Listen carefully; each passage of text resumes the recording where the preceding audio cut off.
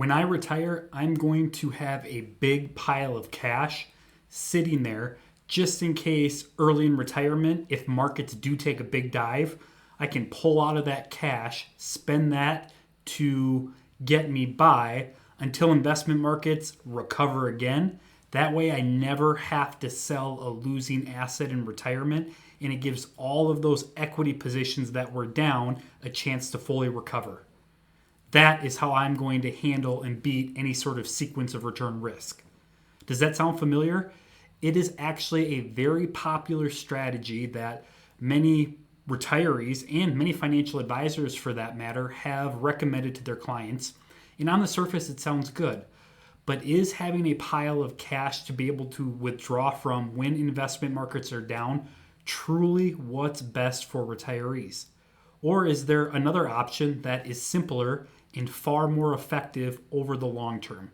We're going to jump in and talk about all of that next. My name is Derek Delaney. I'm a certified financial planner and owner of PharmD Financial Planning, and this is the type of work I do for my clients for a living.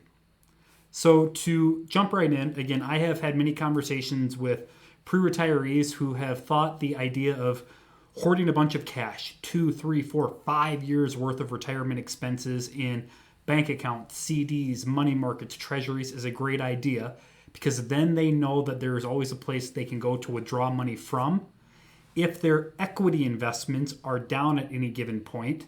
So then they don't have to withdraw from those, meaning that all that money then has a chance to recover, because eventually investment markets always do rebound and they always come back up. And it really does you no good if you have to pull money from those investments while they're down. Because everybody knows in order to make money in investment markets, you want to sell high, buy low. If investment markets are down and you're forced to sell out of it to pay yourself in retirement, that's no good.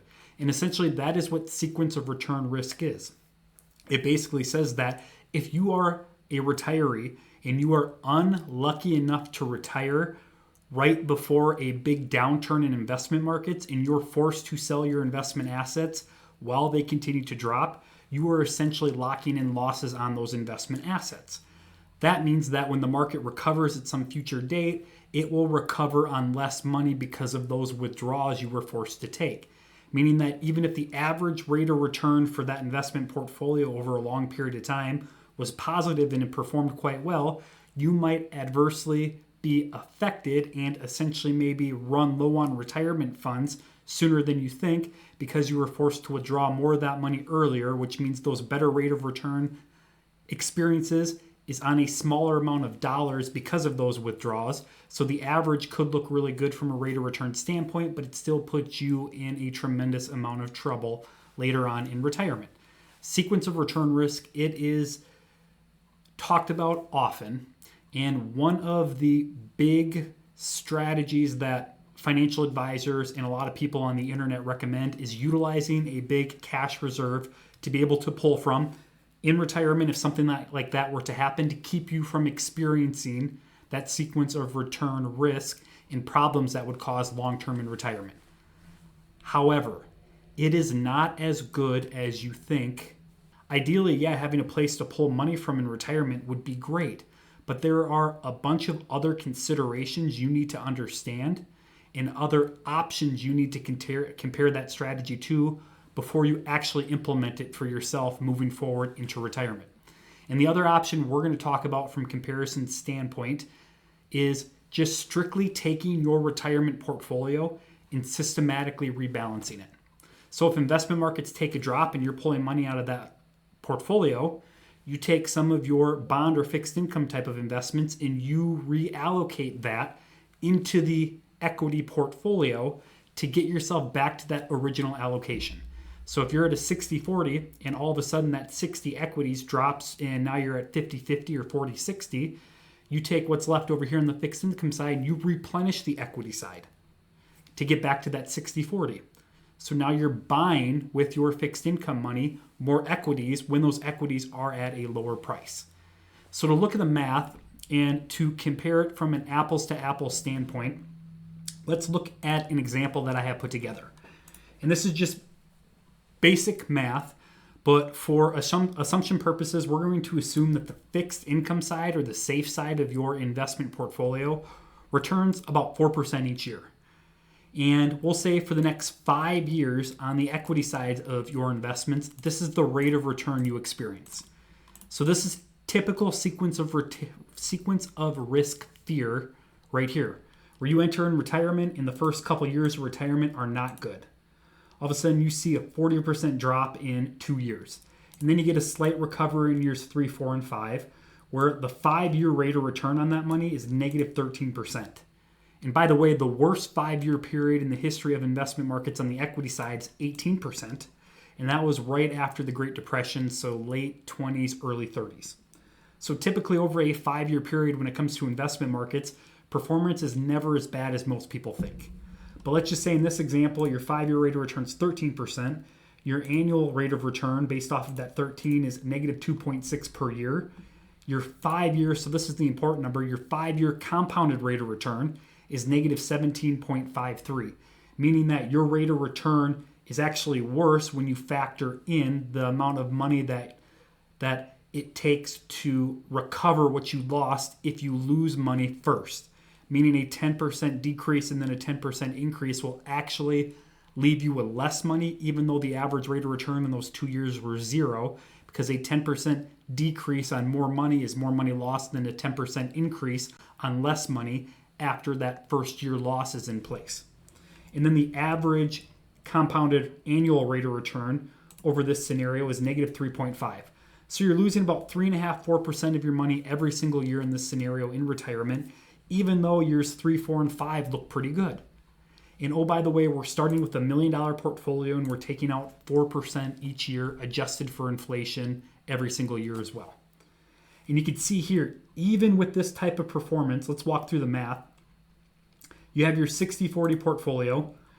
That 600,000 equity position drops 25%, so that drops to 450,000. And then you take your withdrawal out, so that 450 goes to 410. And over here, the equity position returns that 4% rate of return. We don't take any money out of here because we're dumb and we're taking it all out of those down investments. And then we have $826,000 left over.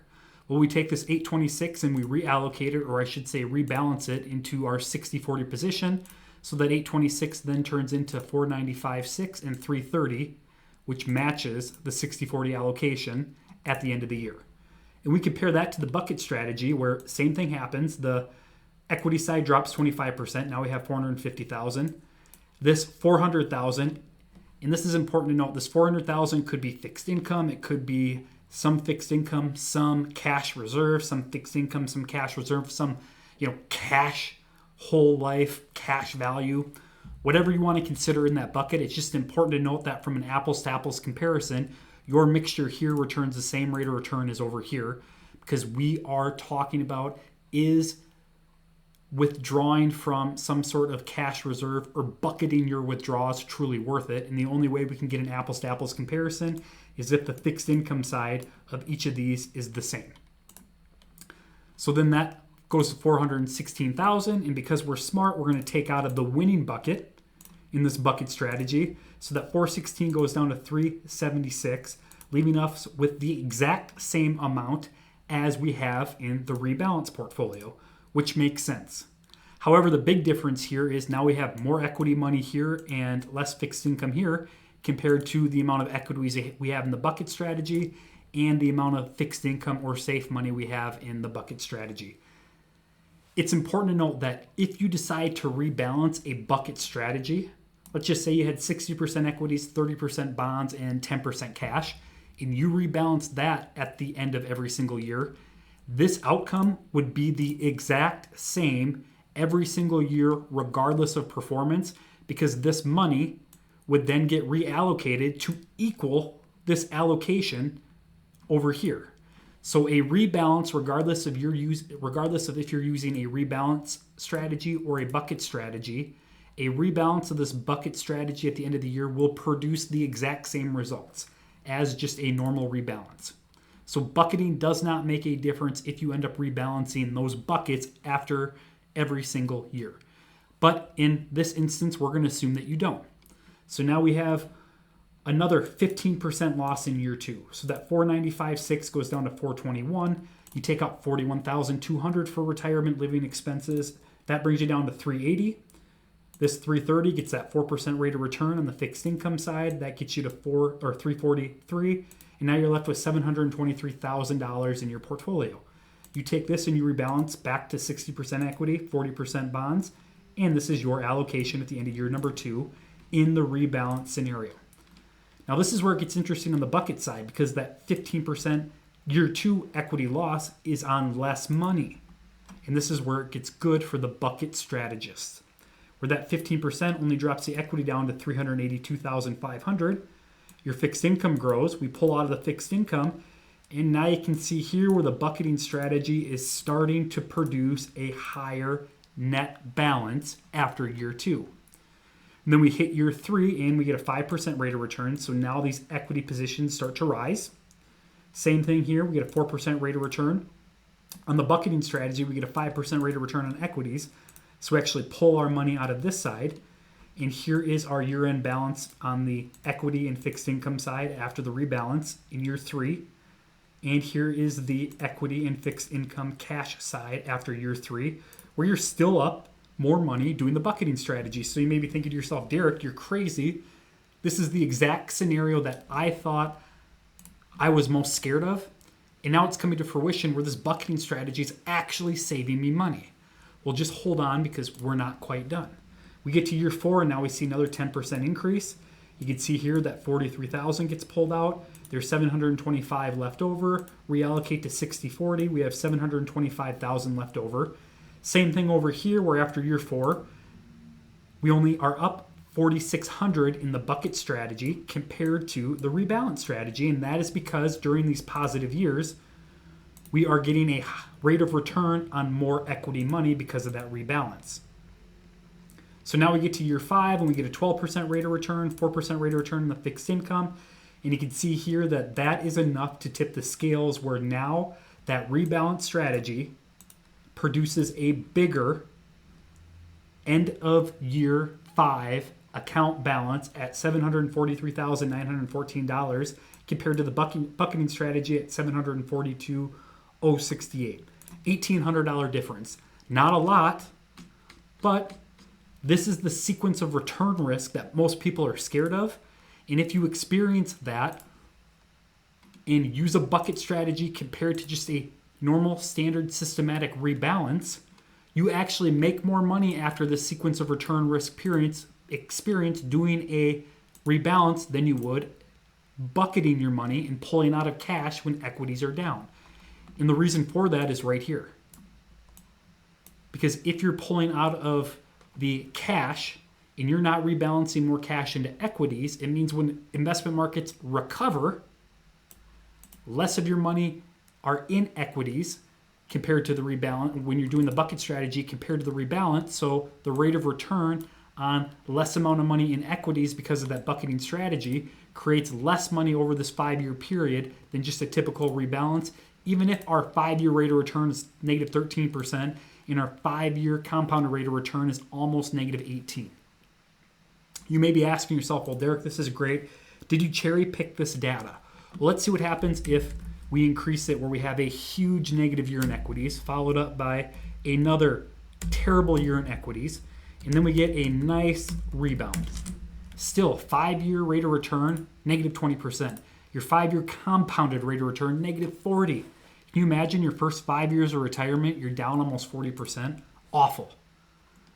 But then we come over here and we realize that even a bigger sequence of return issue, because the down years are worse early in retirement, and we end up with $17,934 more money using a rebalance instead of the bucket. Well, how can that be? Well, the proof is right here, where we can have a 45% negative rate of return, 35% rate of return, negative 35% rate of return, and after we rebalance in year 2, we still have $316,000 in equities, where we only have $214,500 in equities under the bucket strategy, which means when we experience these bigger future rates of return in years 3, 4, and 5, You experience those bigger rates of return on less equity money. 214 here, 316 here. 334 here, only 214, and then 224 compared to 363.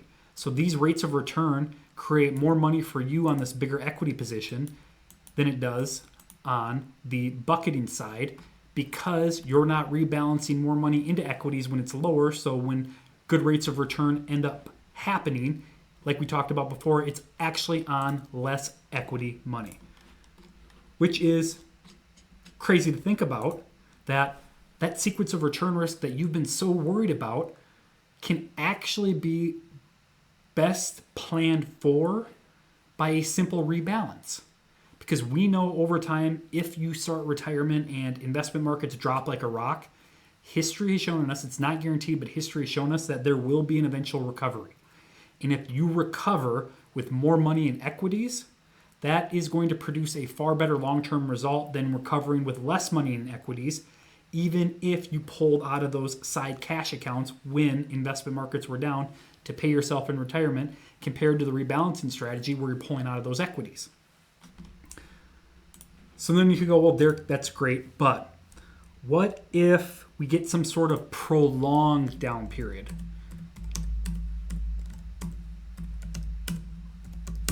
Where all of a sudden we're down 15, 10, 12, 20. Equities just take a huge unprecedented dive over a 4-year period. We get a little bit of a recovery. Well, yes, now you're correct where this bucketing strategy would be helpful, but it only comes out to a nominal $1,100 difference. So that big benefit you thought was going to be there doesn't really provide the type of benefit from a financial aspect that people usually think. The other interesting thing that people ask is, well, what happens if we get great investment markets to start with and then a big pullback? Well, if that were to happen, now this becomes even better for the same reasons it did before. The rebalance becomes even better just for the complete opposite reason. And that is, you're getting this big rate of return, but every year you're getting a big rate of return on the equity side. We're rebalancing some of that money and moving more into fixed income. Where here you're letting it ride, so that equity number just keeps getting bigger and bigger and bigger comparatively to the rebalance. So when we finally get that big pullback, it's on a bigger equity number than it was over here on the rebalance, meaning that the resulting number is far better for a rebalance than it is in a bucketing strategy. And the last scenario I want to show is what happens if we get a big pullback, sequence of return risk is alive and well, and we know that this rebalancing strategy is going to work a lot better. But one caveat that is actually a plus for the bucketing strategy is if your withdrawal rate is higher. So you can see here, if we're withdrawing 4% to start retirement, it's a $17,000 difference, meaning the rebalance will produce $17,900 more. But if your withdrawal rate's a lot higher, that actually lowers it, because then we are taking far more out of equities, which means less will be available to recover on even after a rebalance, because more is getting taken out of the account when investment returns get good later on. So you can see that when people think they want to set aside money in a cash account to be able to pull from when things get bad in retirement, it really isn't set up that way. At least I hope not, because they think they're going to get some sort of long-term financial benefit. In reality, sequence of return risk is planned for best when you can rebalance systematically along the way and continue to buy equities from your fixed income or cash positions when those equities are low.